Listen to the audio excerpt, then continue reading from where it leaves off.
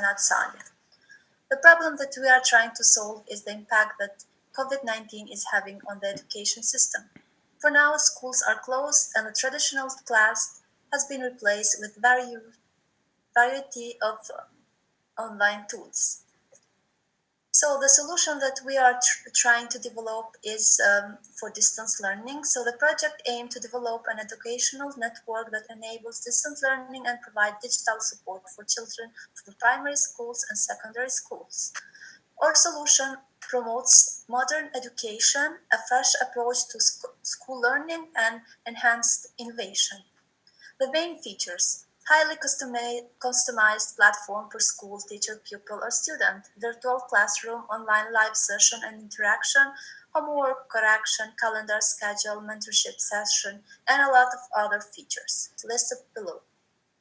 Who will use? School administration, teachers, pupil, and students, and parents.